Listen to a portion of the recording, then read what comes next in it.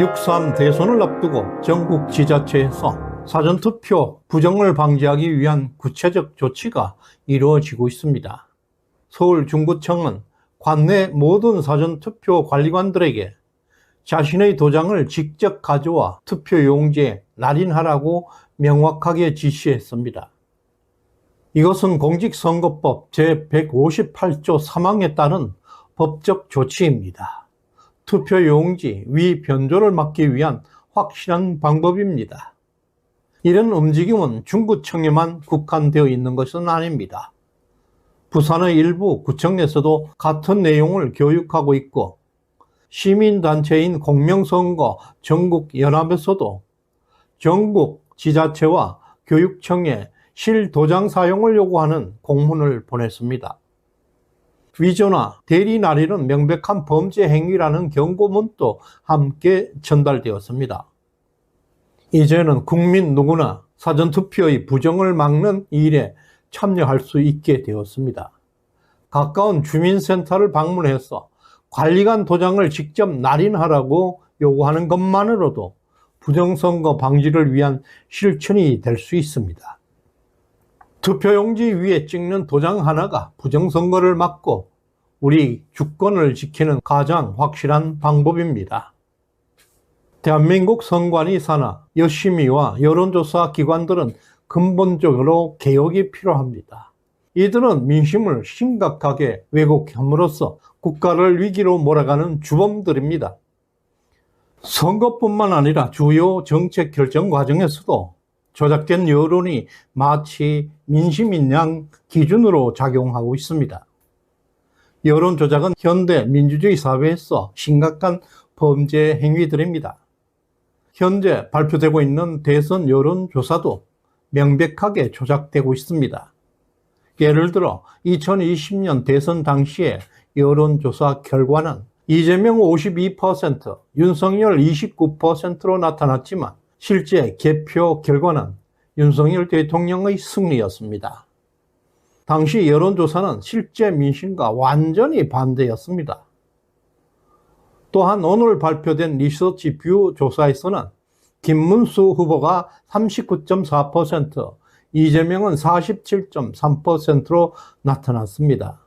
격차는 불과 7.9%포인트입니다. 그러나 이 대선 사례를 기준으로 환산하게 되면 오히려 김문수 후보는 실제로 60% 이상의 득표로 압승할 수 있다는 계산이 나오고 있습니다. 여기에 이준석 후보가 9.1%의 지지율을 보이고 있기 때문에 김문수와 단일화가 성공된다면 표 분산만 막아도 실제 판세는 김문수 후보가 역전된 것으로 분석되고 있습니다. 결국 지금의 여론조사는 진짜 민심이 아니라 정치적으로 매우 오염되고 조작된 시나리오에 불과한 것입니다. 앞으로 대선 적전까지 이런 여론조사는 계속될 것입니다. 우리는 여론조사에 현혹되지 말아야 할 것입니다. 이번 대선은 단순한 선거를 넘어 대한민국 세력과 반국가 세력 간의 전면전으로 번지고 있습니다. 스카이데일리 허겸 기자의 구속영장 실질 심사가 오늘 진행됩니다. 결과는 오늘 밤쯤 결정됩니다. 허겸 기자의 변호인 이하상 변호사는 VON 김미영 대표와 인터뷰에서 구속심사 결과가 걱정되지 않느냐는 질문에 걱정은 전혀 없다. 들어가면 들어가는 거고 때가 되면 나오는 것이다. 수원연수원 중국 간첩단 사건 보도는 팩트다. 따라서 결과는 예단하지 않는다고 말했습니다. 그는 진실을 믿는 사람은 구속을 두려워하지 않는다는 입장을 분명히 했습니다. 경찰은 허겸 기자에게 허위사실 유포 혐의로 구속영장을 청구했습니다. 그러나 지금 세계는 총칼 없는 정부와 선거를 무기로 하는 전쟁 중에 있습니다. 그 전쟁의 중심에 대한민국이 핵심 국가로 자리 잡고 있습니다.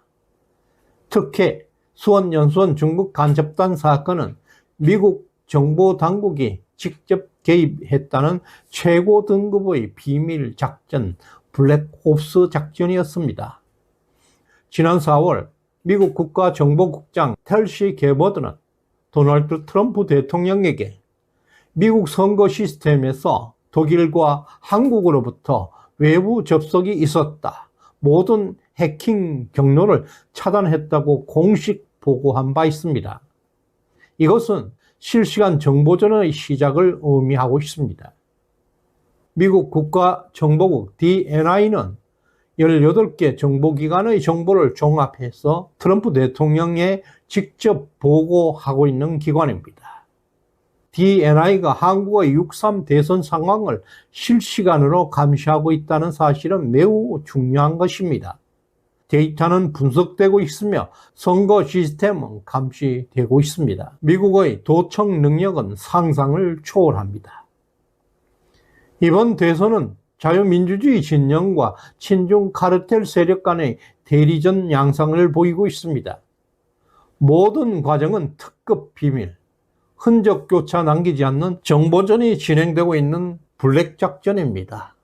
이런 상황에서 한국 경찰이 중국 간첩단 보도를 했다는 이유로 기자에게 구속영장을 청구했다는 사실은 미국과의 동맹에 중대한 도전이 될 것입니다. 만약 법원이 구속영장을 발부라도 한다면 정보동맹을 훼손하는 중대한 사건이 될 것입니다. 미국 국제선거감시단은 한국중앙선관위에 6.3 대선 감시단 파견을 공식 요청했습니다. 그러나 선관위는 이를 즉각 거부했습니다. 그럼에도 불구하고 미국의 동아시아 전문가 고든 창은 이미 국제감시단이 한국에 들어갈 것이라고 밝혔습니다. 고든 창은 5월 초부터 지속적으로 한국의 자유를 지키기 위한 메시지를 반복해서 보내왔습니다. 한국의 애국자들은 강하고 용감하다고 응원했고, 이번 선거가 한국에서 자유를 지키는 마지막 기회가 될 수 있다고 경고하기도 했습니다. 또한 모든 것이 6월 3일에 달려 있다며 시민들의 선거 감시와 참여를 적극적으로 촉구하고 있습니다. 아시다시피 고든 창은 트럼프의 핵심 측근입니다. 그가 왜 이렇게 한국의 부정선거에 관심을 높이고 있을까요? 고든 창은 5월 19일에 내 친구들이 선거를 감시하기 위해 서울로 가고 있다면서 미국에서 자발적으로 결성된 국제감시단의 활동이 이미 시작되었음을 알렸습니다. 그는 이제 한국 대선까지 2주밖에 남지 않았다. 전 세계 자유진영의 국제적 연대를 간절히 호소하고 있습니다. 윤석열 대통령은 오늘 5월 21일 다큐멘터리 영화 부정선거 신의 작품인가를 동대문 메가박스에서 관람했습니다. 전한길 대표의 초청으로 진행된 이번 일정은 내란 혐의로 재판을 받고 있는 중에 이루어진 윤석열 대통령의 첫 번째 공개 활동입니다. 이번 관람은 중앙선관위에 대한 강력한 경고로 받아들여지고 있습니다. 하지만 대통령의 영화 관람에 대해 가장 먼저 비판하고 나선 사람들이 좌파들이 아니라 바로 국민의힘 친한계들이었습니다. 김용택, 조경태 등은 선거에 악영향을 준다, 부적절한 메시지라면서 윤 대통령의 행보를 문제 삼았습니다. 이들은 좌파들의 프레임을 그대로 수용하고 있습니다. 국민의힘 친한계들은 선거운동도 적극적으로 하지 않습니다. 오히려 자신들의 당권 투쟁을 강화하고 있다는 비판을 받고 있는 사람들이 대선 승리를 말하는 그 자체가 앞뒤가 맞지 않는 이율배반적 얘기입니다. 반면에 김문수 후보는 국민들이 의혹을 제기하면 선관위가 명확하게 해명해야 한다면서 부정선거 의혹을 철저하게 해결해야 한다고 선언했습니다.